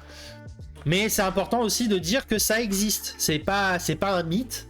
C'est pas parce que c'est le Japon qu'on voit le Japon très beau que c'est faux. Donc voilà. Mais du coup j'essaierai de le trouver ce livre. Ça peut être très intéressant à lire, Iso.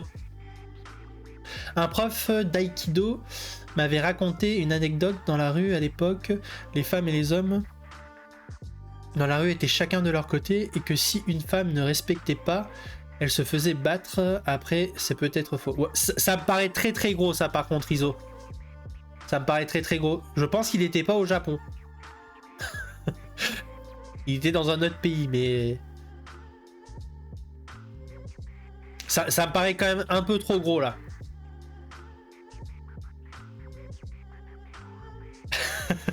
Mais après, je sais pas, hein, j'y étais pas, donc je peux pas savoir, mais ça me paraît un peu gros quand même. Ou alors que nous, on peut se brosser, ou alors faut aller chez le médecin, etc. Mais surtout, moi, ce que je tiens à enregistrer, surtout dans mes recherches, ce qui m'a assez marqué, c'est que la fin d'Edo, donc si vous étiez là quand j'ai parlé d'Edo, ça coïncide avec l'arrivée des Occidentaux sur le continent japonais. La fin des droits de la femme, ça arrive avec l'arrivée des Occidentaux sur le continent japonais. Je ne dis pas que c'est de leur faute, mais les coïncidences sont quand même bizarres. Voilà. Donc nous, on avait une certaine image qui était de la femme, elle a rien le droit de faire, elle fait ce qu'on lui dit, puis basta. C'était comme ça en Occident avant, hein, donc faut être réaliste. Et maintenant, il faut pas leur cracher dessus parce que c'est de notre faute peut-être. Donc il faut savoir aussi se remettre en question. Plutôt que de dire, ah, vous avez vu là-bas... Alors qu'à une époque, elles étaient vénérées, les femmes là-bas. Et si on n'y était pas allé, peut-être qu'elles seraient toujours vénérées, les femmes. Donc... Après, ça reste moins pire qu'en Chine, où ils bandaient les pieds des femmes pour qu'ils restent petits. Et du coup, elles souffraient. Ils allaient pas encore plus loin que ça, Iso. Il me semble que carrément, ils bandaient effectivement les pieds, mais ils serraient pour leur casser un doigt de pied. Pour leur casser complètement un doigt de pied. Pour qu'elles puissent... ils les obligeaient à rester sur les pointes des pieds, un truc comme ça, c'était affreux. Mais ça a été aboli assez tôt, hein. Ils en parlent dans les carnets de l'apothicaire, ça. Ah ben, tu vois, ben, c'est très intéressant. Les carnets de l'apothicaire qui se passent en Chine, d'ailleurs. Hein. Mais ce sera dans la suite de l'anime. Le pire, ça doit être la même situation, mais en travaillant au black. Ah ben... Oui. Oui, c'est sûr qu'en plus, dans un travail non déclaré, mon pyro, autant te dire que... Le truc, c'est que ce qu'il faut comprendre, c'est que si tu fais un travail non déclaré, tu n'as pas de droit. C'est dégueulasse de dire ça comme ça, mais tu ne peux pas avoir de droit en fait. Parce que t'es pas censé avoir travaillé, donc tu n'as pas le droit. Voilà. Et ça, c'est pas cool. Et là, autant vous dire que ça laisse bien des choses... Mais ça, on pourra en parler plus longuement, même si vous voulez. Hors live, on pourra en parler très longuement de ce genre de travail, mon pyro. Bon, les amis, du coup, cette semaine, ça reste toujours un débat. C'est un débat très chill. Yukata ou kimono? Alors, vous trouvez que c'est quoi le mieux? Un petit yukata assez léger ou plutôt un kimono avec pas mal de couches? J'avoue que j'étais pas inspiré dans le débat de cette semaine. C'est là aussi qu'on a eu la réflexion avec Elda de se dire bon, c'est la fin du débat. On va essayer de trouver un truc qui est plus adapté, qui est plus sympa pour l'émission. Et à partir de la semaine prochaine, ça va être beaucoup plus l'éclate. C'est un peu plus de préparation pour moi encore, mais ce sera beaucoup plus sympa.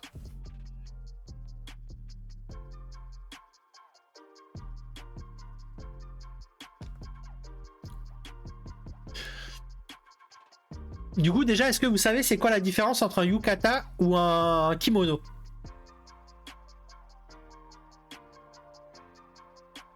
Ah bah voilà. Du coup, un yukata, ça ressemble beaucoup au kimono. D'ailleurs, beaucoup de gens se font arnaquer en allant au Japon et ils pensent acheter un kimono, mais en fait, c'est un yukata qu'ils achètent. En fait, un yukata, c'est un genre, ça ressemble beaucoup à un peignoir hein, en soi. C'est quelque chose d'assez léger qu'ils mettent juste pour les fêtes, en fait, les Japonais. C'est juste pour les fêtes. Un kimono, c'est plus officiel. Donc déjà, il y a beaucoup plus de couches. Normalement, vous avez, il me semble, 3 couches dans un kimono. Et c'est un tissu beaucoup plus pur. C'est plus bon marché, yukata, si vous préférez. Le kimono, c'est plus officiel. C'est ce qui part, par exemple, pour les mariages. Donc c'est beaucoup plus volumineux. Un kimono, ça va être très très lourd, très volumineux. Ça va être un tissu plus cher aussi. Pour vous donner une idée, il me semble un yukata, vous pouvez en avoir pour 300 € à peu près. Un kimono, vous montez à plus de 1000 €. Si je vous dis pas de bêtises, c'est à peu près ça. Donc il y a une grosse différence entre les deux. Yukata, c'est plus léger, c'est ce que vous allez porter dans un onsen, un yukata par exemple.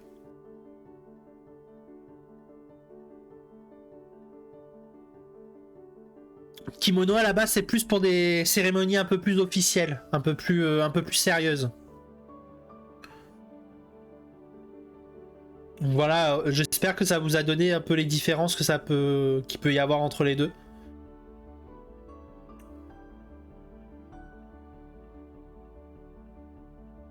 « 100% kimono. » D'accord, t'aimes plus le côté plus traditionnel, c'est ça, Pyro?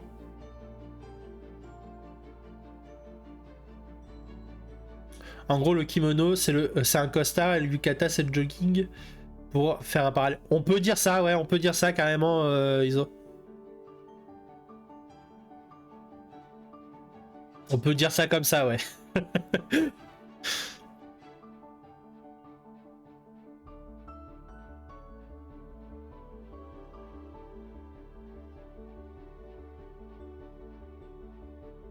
C'est beaucoup plus confortable, hein, clairement, un yukata qu'un kimono. Mais un kimono, c'est censé être plus chic. Effectivement, c'est plus censé être comme un costard, on va dire.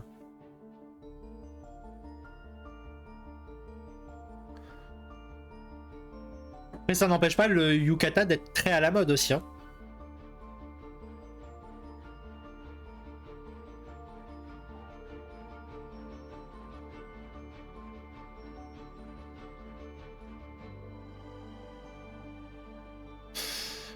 Du coup, voilà, donc il n'y a pas trop de débat. Hein, personne d'autre. Il y a yukata, kimono. Elda, pourquoi yukata? Pour le côté un peu plus léger? Ou parce que justement, on a plus l'habitude aussi d'en voir. Hein. D'ailleurs, faites gaffe si vous allez au Japon. Je sais qu'il y a un truc qui se passe, c'est que nous autres occidentaux, on se fait arnaquer. Il y a certains endroits où ils font passer des yukata pour des kimonos. C'est de la trappe touriste. Et oui, même au Japon, ça existe. Donc faites gaffe si vous y allez. Si vous voulez acheter un kimono, allez vraiment dans une boutique officielle. Et n'essayez pas d'acheter ça sur un genre de marché ou quoi que ce soit. Parce que l'autre, ça doit être chiant à mettre. Oh, ça doit être c'est ultra long et chiant. C'est l'arnaque des marchés. C'est ça, après tu peux tomber sur des trucs sympas, hein, mais... Souvent, si on vous dit « Ah bah regardez, on vous vend un kimono à 150 €, c'est pas un kimono, les amis. C'est pas un kimono du tout. De toute façon, vous le voyez tout de suite... vous allez tout de suite le voir, maintenant que vous le savez, c'est qu'il y a plusieurs épaisseurs, en fait, sur un kimono. Comme les vendeurs à la sauvette sous la tour Eiffel. C'est un bel exemple, Pyro. Et salut, Allo. J'espère que ça va, moi, Allo.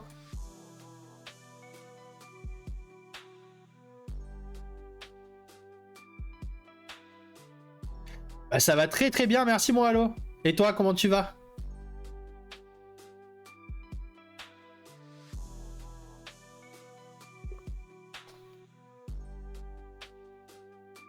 Plus que 8 de dos.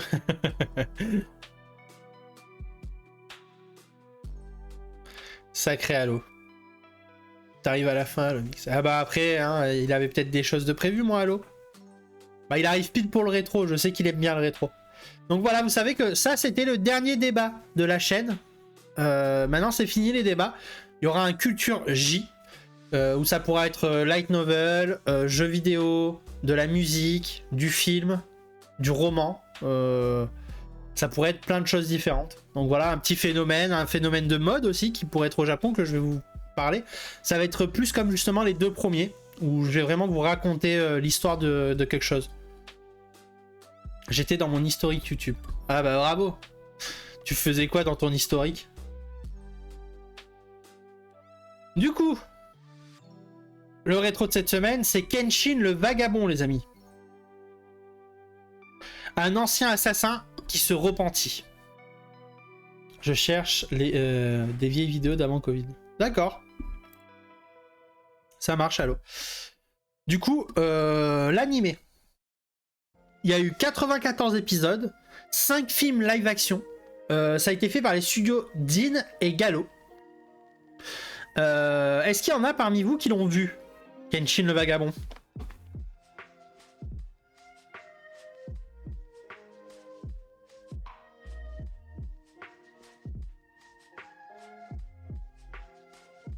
Bah ouais, bah toi forcément. Hein.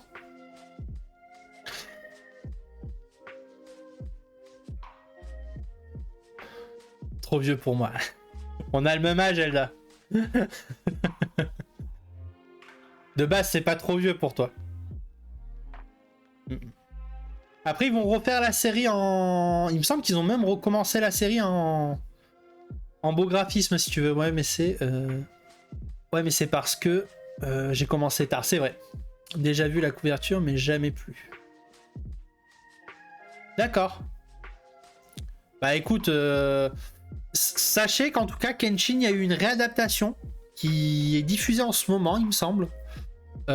Pour ceux qui voudraient redécouvrir l'histoire de Kenshin, donc n'hésitez pas. Je vais vous présenter la partie manga.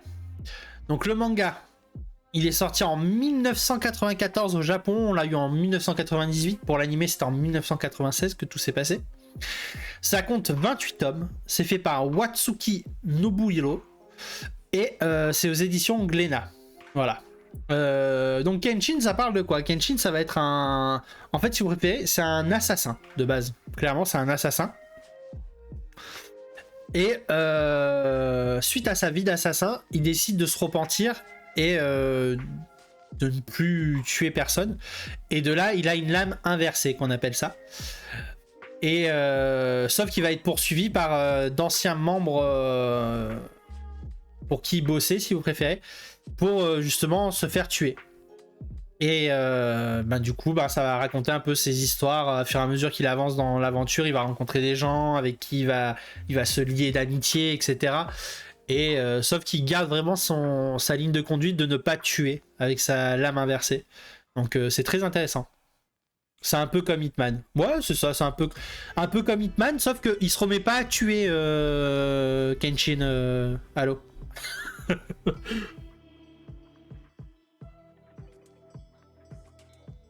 Alors que Hitman, il n'hésite pas à recommencer à tuer, quoi. Donc voilà, c'était le petit rétro. Ça convainc peut-être pas tout le monde comme rétro. Mais voilà, ça reste un gros classique du manga et de l'animation. Donc voilà, c'était important de vous le présenter.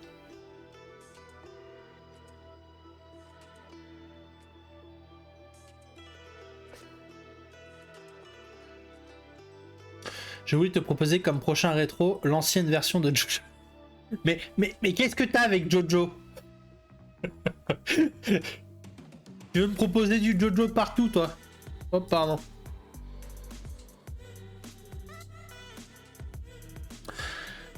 Du coup, on est à la fin de l'émission. Est-ce que je vous présenterai pas le planning de la semaine prochaine?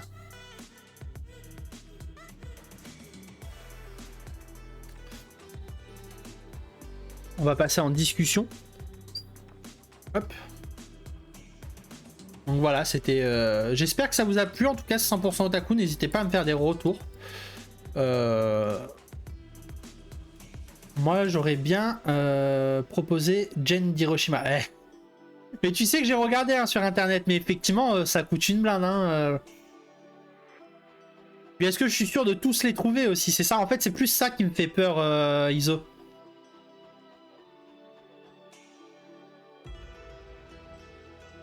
Yes, merci Elda. Le Wagyu, la meilleure viande du monde, du bœuf japonais élevé en France. Ah, j'aime pas ça, Iso. Mais peut-être qu'à un moment je vais m'y mettre. Hein. Mais de toute façon, j'ai déjà une telle pile de manga, Iso. Si t'as envie, je t'enverrai une photo pour que tu te rendes compte de la pile de manga que j'ai à lire là déjà. Je pense que si je la mets sur mon truc, ça monte au-dessus de ma tête. Faut pas oublier nos invités. Continuer de les soutenir. Bah c'est clair, il faut absolument les soutenir. Culture Japon, ils sont incroyables, ils sont vraiment très très cool. Donc ils méritent tout votre soutien les amis.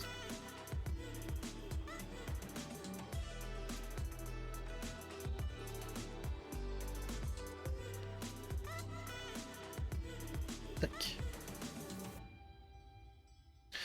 Alors, je prépare tout pour vous faire le planning.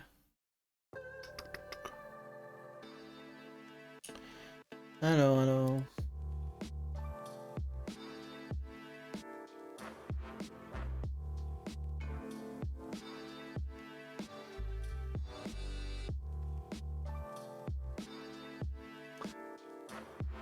Et voilà.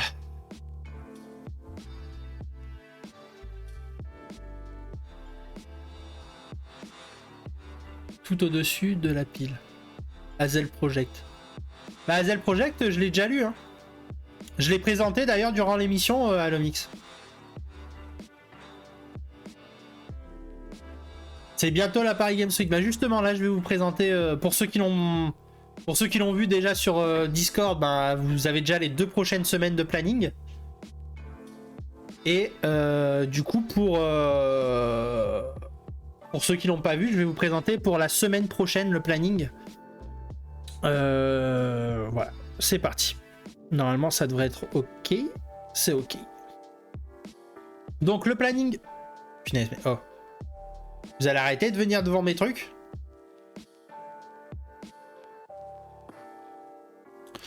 Alors. Le planning, donc lundi, demain. Je ne stream pas pour finir de préparer 100% gamer. Pour être totalement prêt pour 100% gamer. Pour régler tous les détails, caméra, etc. Enfin, c'est un peu d'organisation, donc voilà.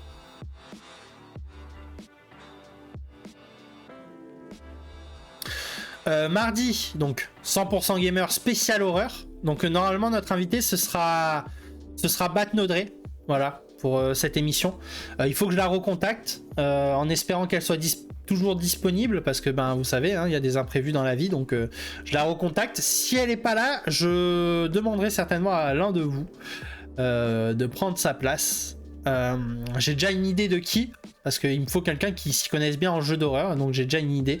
Il faudra que je lui propose en espérant qu'il soit dispo. Bah attendez, pour l'instant moi je garde ma Batno hein. Si j'ai ma Batno je la garde hein. Mercredi Darksider, je suis désolé mon élu. À la base, pour tout vous dire, j'avais prévu un jeu pour le louche. J'avais prévu de faire Tales of Grace. Sauf que c'est sur la PlayStation 3. C'est sur la PlayStation 3 et en fait je me suis rendu compte tout à l'heure en faisant mes tests que ma PlayStation 3, ben j'ai ma manette qui est cramée. Du coup je dois en recommander une. Donc je pourrais pas le faire la semaine prochaine du coup. C'est pas grave, on remplace par Darksider. Darksider de toute façon il faut qu'on le fasse en entier donc pas de problème. Jeudi on fait le jeu du moment donc c'est comme vous le savez c'est Sea of Stars. Sea of Stars je suis un gros fan donc on continuera Sea of Stars. Vendredi off pour pareil ça va être pour préparer tout l'aspect technique de la convention de samedi. On démarrera donc vers 9h on pourra rentrer normalement dans la convention à 9h30. Donc vous allez faire le trajet avec nous tout simplement. On a, pour vous dire, pour être sûr d'avoir de la batterie en convention, on a acheté une batterie externe, mais regardez-moi ce monstre.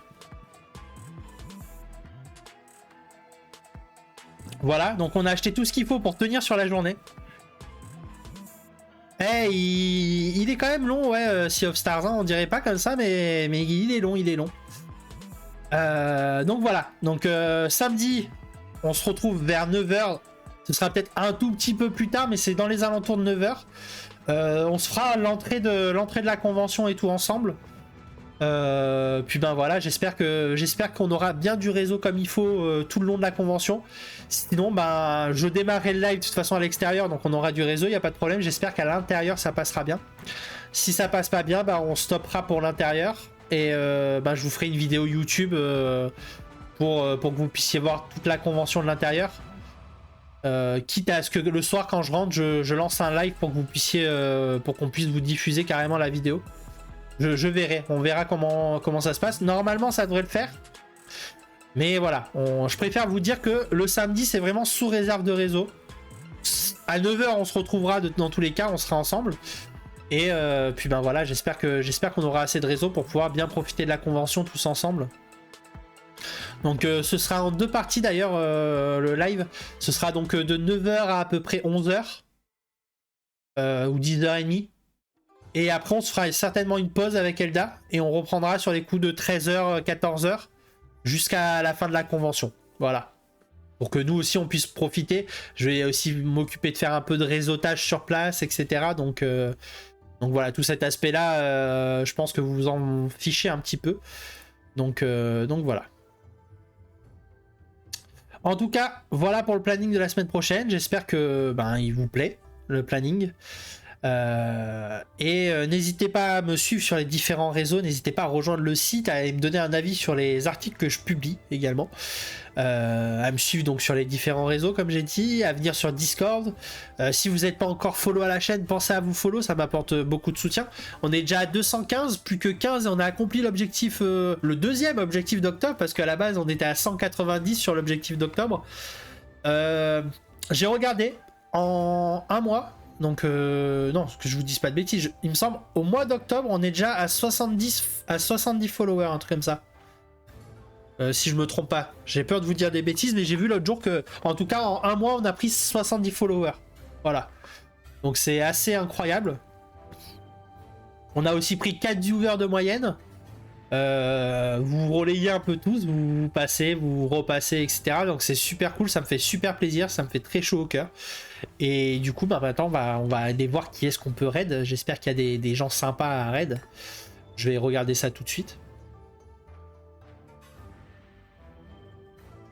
Tate no Yusha.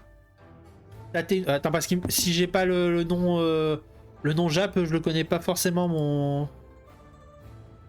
halo. Héros bouclier. Non, je l'ai pas regardé encore. J'ai même pas encore commencé la saison. Et du coup, on m'a pas répondu avant le raid. De quoi? Ah bah parce que je vis avec elle, hein, je risque d'avoir des représailles. Hein. Elle avait répondu, il me semble. Hein.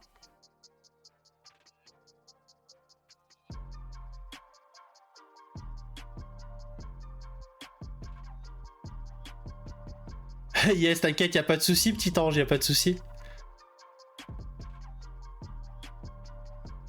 Oui, mais c'est pas grave, c'est parce que en fait, vu qu'il y a eu pas mal de messages, ça passe vite. Hein.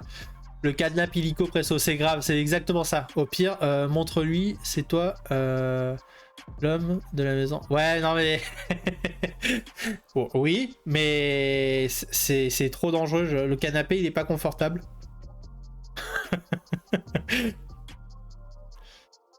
Du coup, on va raid qui? On va se raid... Ah, j'hésite, il y a Saccadé. Il y a Pollux, il y a Badabing.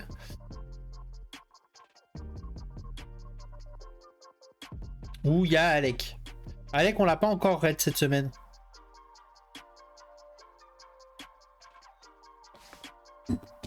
On va raid Alec. Allez, Great Fred.